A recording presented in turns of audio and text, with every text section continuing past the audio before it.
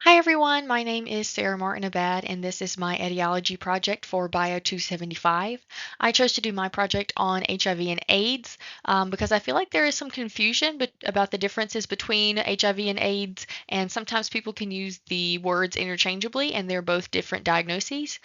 So I am not only using this project to grow my knowledge on the topic, but to also hopefully explain it in a little bit simpler terms for people who don't have a medical background. But thank you so much. I hope you enjoy. Hi, so first I want to do a brief overview on what HIV and AIDS are, what they stand for, and what their acronyms stand for, and how they're different. So HIV stands for the human immunodeficiency virus, but scientists first called it HTLV3 LAV, or human T cell lymphotrophic virus type 3, or lymphadenopathy associated virus before they shortened it. The HIV virus attacks CD4 cells, also known as T cells. The purpose of T cells is to maintain the immune system and to provide it with homeostasis, which is also called balance. When the HIV virus attacks and destroys these T cells, it can leave us vulnerable and open to infection or immunocompromised.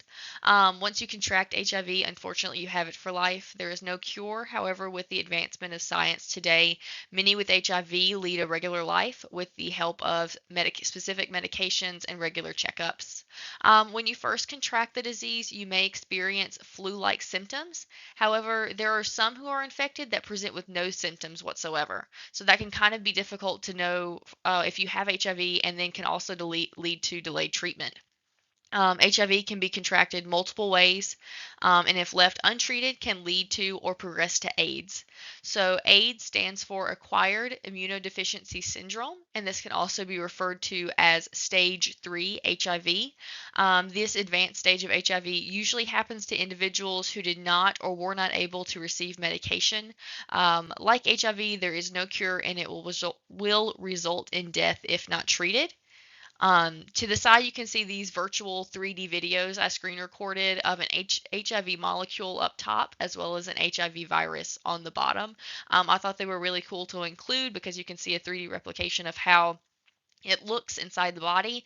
We're going to get a little bit more into detail and depth in the different parts of the HIV virus in a couple of other slides, but I just thought they were cool to include early on just so you know what it can look like.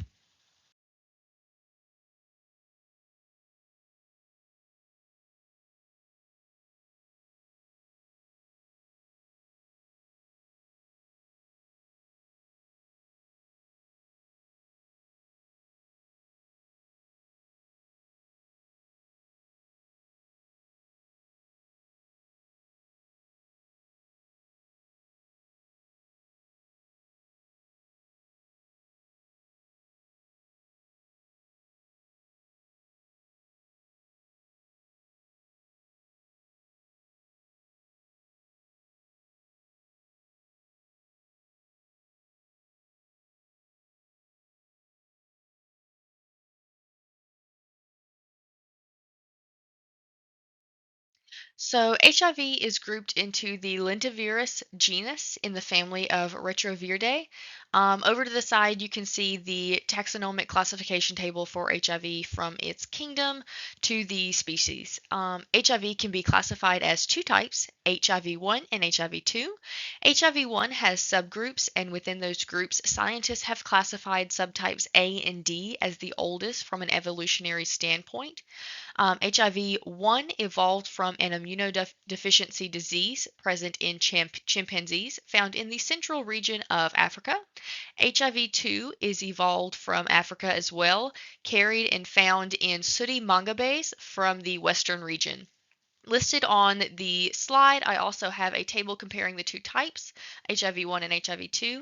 So HIV-1 is found globally. It has a higher rate of infection and a higher chance of fatality compared to HIV-2. HIV-1 also progresses much quicker than HIV-2. In the 80s and 90s, we had an AIDS epidemic across the world. Multiple people were affected by it, and there were multiple casualties from the disease as well in the millions. Some of the people may remember multiple celebrities having the disease as well, and multiple tours going on raising money for the disease. However, Then it was classified as an epidemic. However, now some classified as an endemic since the disease is for the most part treatable in the first world.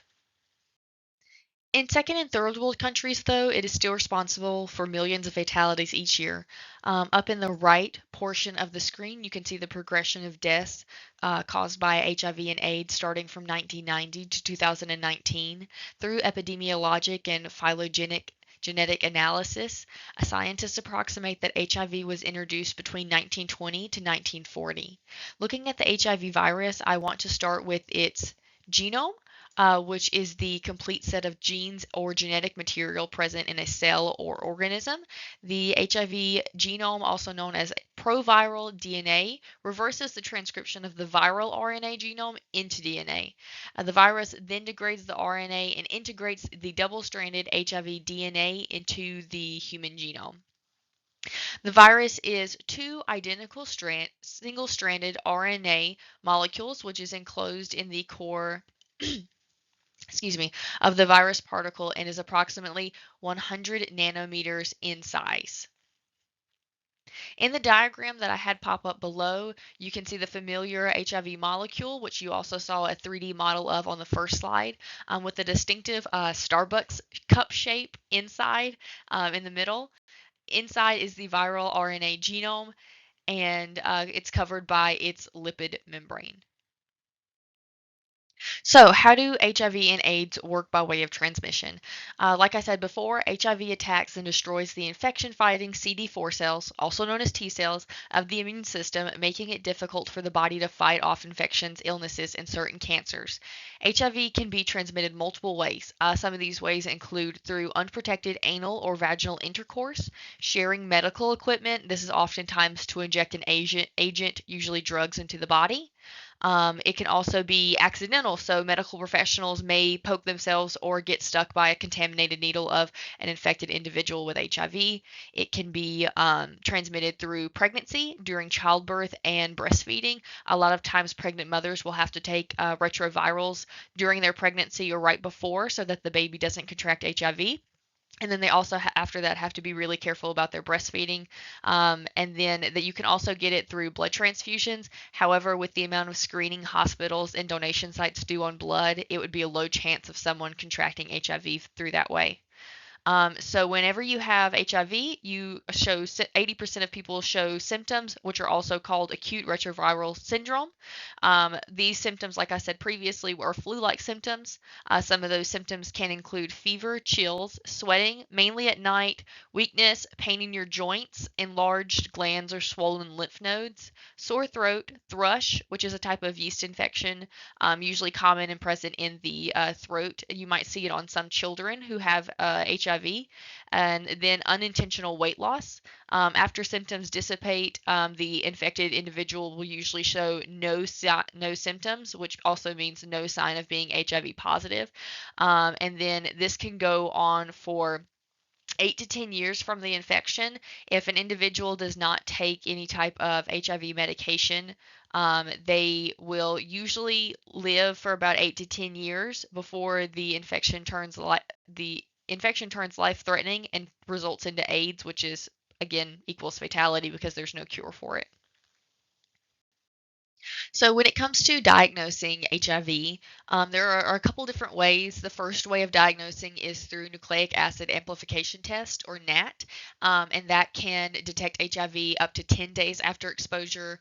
Antigen or antibody blood test, which can test up to 18 days after exposure, and then a rapid and self-antibody test, which can test up to 21 days after exposure. So when you're first exposed, you have approximately 72 hours for you to be able to take emergency HIV pills, which are also called post-exposure prophylaxis, or PEP.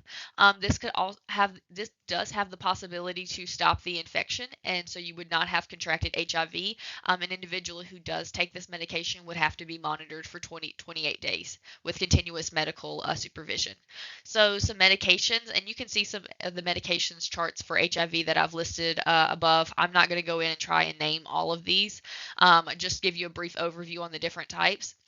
So antiretrovirals are the drug medications used to treat HIV. You have highly active antiretroviral therapy, or HART, and then you also have combination antiretroviral therapy, CART, which that's usually a combination of different type of antiretrovirals. So in those you have integrase inhibitors. These inhibit the infection of T cells. It's the first line of therapy due to the very small side effects that it has. And then you also have NRTIs, or nukes, which interfere with HIV as it tries to replicate. So usually people take a different combination of these pills. It can vary depending on the individual. It just depends on the side effects. Again, what their immune system is already like, a bunch of different circumstantial factors, because it can differentiate between individual. So I was debating on putting this slide in here. However, I really wanted us to go and have a hard line on the difference between AIDS and HIV. So AIDS, again, is the most advanced stage of HIV infection. It's also called stage 3 HIV, as I mentioned before. To classify AIDS, it has to be an HIV positive individual with fewer than 200 T cells per cubic millimeter. That is the standard for the diagnosis. Or the individual can present with the associated illnesses or cancers. So there are specific illnesses or cancers that are oftentimes found present in individuals with an immunodeficiency or are immunocompromised. So some of those associated illnesses can be candidus of the bronchi, trachea, esophagus, and lungs, which means that yeast is present there. Another one, also called valley fever, is a type of fungus that's found in California, southern west United States, in the valley. There are a couple other types of funguses that cause an infection commonly associated with an immunosuppressive individual, and it's rare in healthy individuals. Another one is common infection caused by a type of herpes virus, symptoms asymptomatic to severe end organ dysfunction in an immunocompromised patient with congenital CMV disease. Also, it can be found herpes, tuberculosis, histoplasmosis, which is a lung infection caused by histoplasma fungus, and that's found in certain parts of the United States and the world. AIDS, individuals with AIDS can also present with infections with microbacteria, recurrent pneumonia, recurrent salmonella septicemia, which is a life-threatening salmonella infection that has spread to the bloodstream, symptomatic and affects virtually every organ system, as well as toxoplasmosis, which is an infection with a parasite that you can get eating undercooked meat or contact with cat feces. The types of cancer usually found in immunocompromised individuals are lymphoma, Hodgkin and non-Hodgkin lymphoma, as well as cervical cancer. So if you're a female with HIV and AIDS, you need to be checked for cervical cancer multiple times, more so than someone without AIDS has to be checked. So some AIDS symptoms, they do vary differently than symptoms of HIV. AIDS symptoms includes blurred vision, dry cough, night sweats, shortness of breath, persistent swollen glands, persistent or chronic diarrhea, a fever of over 100 degrees Fahrenheit, which is persistent, as well as continuous fatigue and unintentional weight loss. When an individual contracts AIDS, after it has progressed through to the end stage of HIV, they have an increased risk of developing life-threatening illnesses. They usually live around 3 years without medical interventions, which would include medications and regular checkups. So, in conclusion, I just want to reiterate that HIV and AIDS has no cure. However, there are treatment options available. 22 million people have already lost their lives, and more than 42 million people are currently living with HIV and AIDS throughout the world. And I hope that this presentation helped you to understand the difference between HIV and AIDS and how they interact with each other in the body, as well as the treatment plans and possible ways to diagnose AIDS and HIV. Thank you.